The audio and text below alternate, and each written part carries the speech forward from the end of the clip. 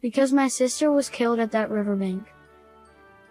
It happened during a family dinner. When I asked my son why he avoided the path near the riverbank every day on his way to school, his response was shocking. "What?" His words sent a chill down my spine because my son had a mysterious power.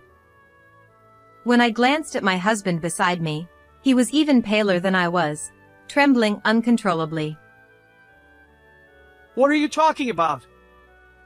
Stop telling creepy stories." He raised his voice and then left the room.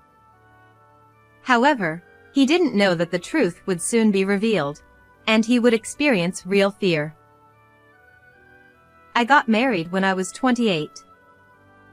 My husband, Leonardo, fell in love with me and actively pursued me from the moment we met. At his request, we left my familiar San Francisco and started our newlywed life in a nature-rich countryside. My job allows me to work anywhere as long as I have a computer, so I am not bound by time or place. Gardening and strolling along the riverbank nearby became my hobbies. At 30, I gave birth to our daughter, Iris, and 5 years later, we were blessed with our son, Weston. We lived peaceful and happy days. In this life, the only thing that concerned me was Leonardo's behavior towards me. "Where did you go today?" One evening during dinner, as I was setting the table, Leonardo came into the living room after work and approached me. "Where did I go?" "Just to the usual supermarket for some shopping." When I said that, Leonardo placed his bag on the sofa, loosened his tie, and for some reason, looked me up and down. "You went to the cafe near the city hall, didn't you? Why are you hiding it?" "I didn't mean to hide anything. I ran into a friend at the supermarket entrance, and since we had some time, she invited me for a coffee." According to Leonardo, one of his colleagues who went out for lunch happened to see me and told him about it. Leonardo, who works at the city hall, has always been meticulous and wanted to keep track of my actions since we were dating. "Don't lie to me." "Of course not." This was our usual interaction, and I fully understood that Leonardo asked these questions out of deep love and concern for me. However, to our 7-year-old daughter Iris, it seemed like Leonardo was accusing me. Whether I was cooking, cleaning, or relaxing on the sofa, she would cling to me and never leave my side. I found the way Leonardo and Iris vied for my attention both a bit troubling and endearing. But then, an incident occurred that shook our daily life. It was around the time when the end of summer could be felt. On a slightly windy day after a hurricane had passed, Leonardo suggested we go to the nearby riverbank. "Hey, isn't it dangerous with the river still swollen? We don't have to go today." I opposed the idea, but Leonardo insisted. "Today is the only day I can take off." He didn't seem to want to change his plans. "And I want to get closer to Iris." Hearing that, I didn't want to miss the opportunity. I thought it was a chance to bridge the gap between Iris, who was always clinging to me, and Leonardo. I couldn't disregard Leonardo's effort to cherish family time amidst his busy work schedule. In the end, the 4 of us decided to go out together. After arriving at the riverbank, we unloaded the gear from the car. I started preparing for the barbecue with Weston, who was 2 years old, on my back. Iris helped carry the tools and food. Leonardo set up a small tent and placed our belongings inside. "We'll go swimming in the river until the food is ready." He took Iris by the hand and walked towards the riverbank. However, a few minutes later, Iris is drowning! What? at Leonardo's scream, I dropped the skewers and tongs I was holding and ran towards the river. I reached out, and for a moment, I saw Iris's distressed face before she was quickly swallowed by the deep and complex currents of the river. I immediately ran back to the tent to call for help, searching for my phone in my bag, but I couldn't find it. I was sure I put it here. So why? Meanwhile, Leonardo was running along the river, chasing after Iris. I followed him, shouting Iris's name until my voice was hoarse. At that moment, I saw someone walking along the riverbank. I explained the situation and borrowed their phone to call for help.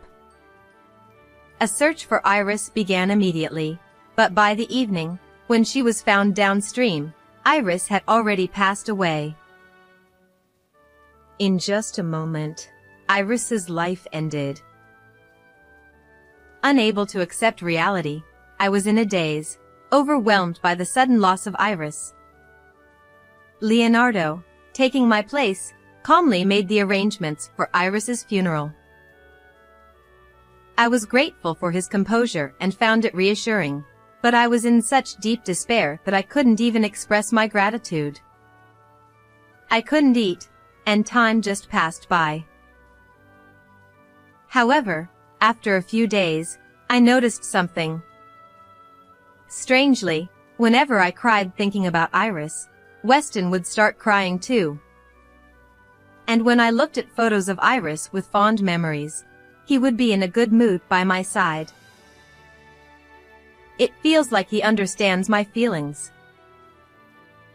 At first, I thought it was just a coincidence, but after experiencing it several times, my sorrow began to ease just a little.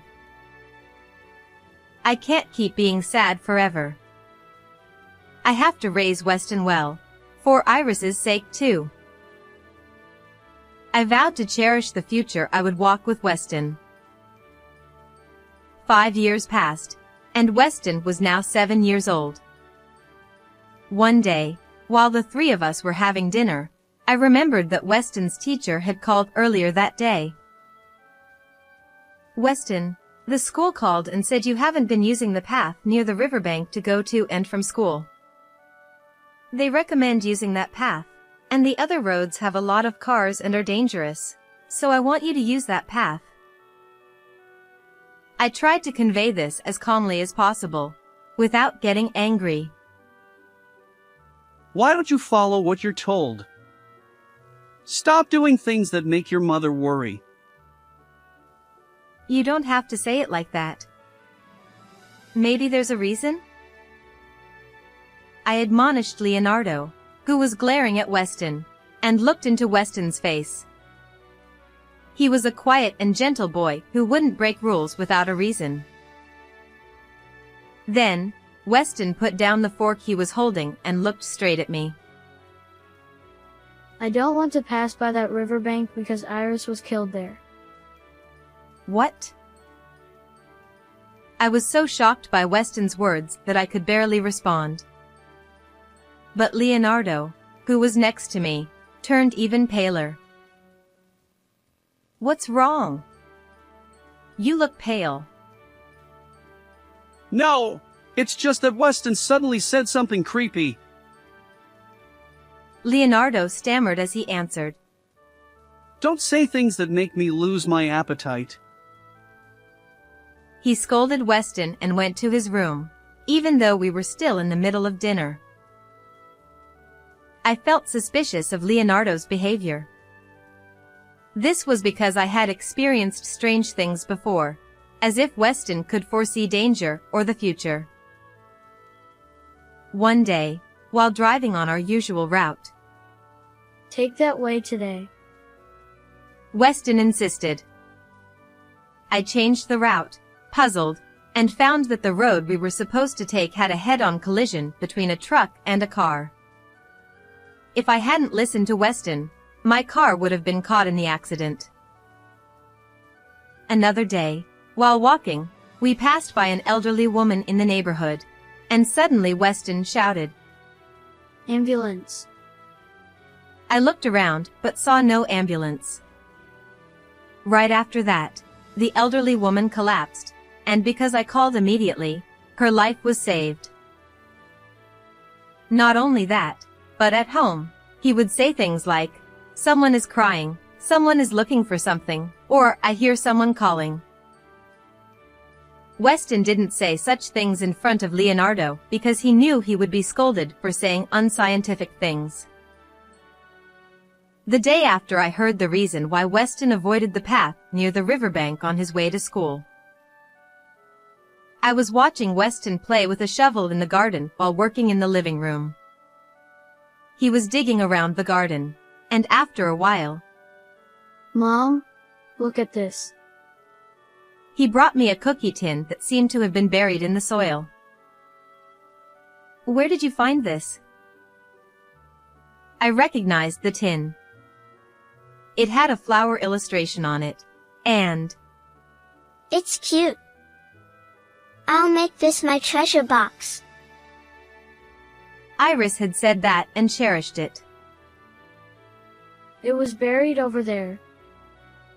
Weston pointed to the vegetable garden where I plant herbs. It's a place only I touch because Leonardo dislikes the smell and never goes near it. I took a deep breath to calm my racing heart and gently opened the tin. Inside, along with toy accessories, shiny stones, and letters from friends, was a letter written by Iris. This is... I was shocked by its contents and remembered what Weston had said the day before. Suddenly, I had an idea and started searching for some data on my computer. When I found what I was looking for and confirmed its contents, I was trembling with anger. That night, I asked Leonardo to make time for a talk. What is it? Why so formal? I have questions about your actions on the day Iris died. I took a deep breath and sat facing Leonardo. Do you remember what Weston said yesterday? That Iris was killed. Your face suddenly changed color then. Why? At that moment, Leonardo quickly looked away. I told you, didn't I? Weston says creepy things. It just freaked me out. Is that really true? Or were you so flustered because what he said was true? What? Suddenly, Leonardo became irritable, slammed the table, and stood up from his chair. But I gave him a cold stare. Can you still say that after seeing this? Don't lie to me. I placed the letter from Iris, which was in the tin she cherished, in front of Leonardo. It contained numerous cruel words Leonardo had said to her, such as your mother hates you and you're a nuisance. Just disappear. The content was unbearable to read. I wondered how Iris must have felt. Her newly learned English was clumsy, but the content was so inappropriate that it brought me to tears many times. However, Leonardo glanced at Iris's letter and laughed mockingly. This is just Iris's delusion. Do you have any proof that this is true? I didn't answer that and silently opened my laptop. What is this? What was displayed was footage from a dashcam. It captured Iris's last moments alive 5 years ago. We arrived at the riverbank, unloading camping gear and tents. The type of camera that could also film inside the car showed us happily preparing. Iris also went outside with her toys and drinks. After a while, only Leonardo returned to the car. He was holding my cell phone and was seen pushing it into the gap in the seat. He was also seen doing something with Iris's life jacket. When Iris was swept away, I couldn't find my cell phone to call for help because Leonardo had secretly hidden it. Moreover, he had likely tampered with the life jacket so it would come off easily. It was a planned action to drown Iris and delay the call for help. Why is footage from 5 years ago still here? I thought I deleted it. Leonardo, who hadn't expected to be confronted with such evidence, turned red with anger and shouted. I wanted to keep Iris's last moments, so I saved it on my computer. It was too painful to watch for years. But after Weston's words, I thought maybe. I kept staring at Leonardo. But the man with heavy breathing and bloodshot eyes was no longer the Leonardo I knew. She sometimes looked at people as if she could see right through them, and it was creepy. Besides, I never really wanted kids. Just having you was enough for me. Leonardo continued, saying that moving to the countryside was to cut off my relationships in San Francisco. His selfish reasoning made me tremble with anger. I am not your possession. I am a person with my own will. So was Iris. Taking a life for your selfish reasons is unforgivable. Thinking of Iris's regret, tears flowed uncontrollably. I can't live with you anymore. I'm divorcing you. That's the one thing I can't allow. I will never let you go. At that moment, Weston, who I had told to stay in another room, opened the living room door. He must have heard our shouting. Weston, get out. Go back to your room. Leonardo shouted angrily, but Weston, unafraid, stared at him intently. Dad, let Mom go. The moment Weston's quiet voice echoed in the living room, I was startled. It sounded like Iris's voice. Leonardo was also shocked, his eyes wide open. I knew you hated me. But did you hate me enough to kill me? Leonardo turned pale and began to tremble. Stop it! You drowned me in the river and thought you could stay with Mom forever? Stop it! Please! Leonardo cried out, clutching his head and collapsing to the floor, muttering repeatedly.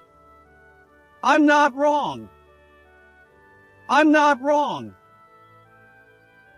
I hugged Weston tightly. Surely, Iris was also within him. I love both Iris and Weston. I'm sorry I couldn't protect you from your father. I understand how you feel, Mom. Don't worry. But I wish we could have spent more time together. Weston said with a slight smile, his face overlapping with Iris's image. Encouraged by that smile, I turned to Leonardo. Please atone for your sins properly. And apologize to Iris. I called the police on the spot, and Leonardo, with his head hung low, was taken away. After that, Leonardo was arrested and sentenced to a long prison term for driving our child to death. I divorced him and demanded $150,000 in alimony and child support, which was paid in full from the division of property, ending my relationship with Leonardo. 5 months have passed since then. I am spending quiet days with Weston. He no longer avoids the path near the riverbank and has stopped making strange remarks. I had avoided the river since Iris disappeared, but recently, Weston and I often go for walks there again. When we reach the riverbank, it has become a habit to float flowers we picked along the way down the river. Do you think these flowers reach Iris? Of course. I'm sure she's happy. As I gaze at the sparkling water surface, Iris's smile comes to mind. Like this gently flowing river, we too will walk towards a happy future. How did you like this story? Please subscribe to the channel. See you in the next video.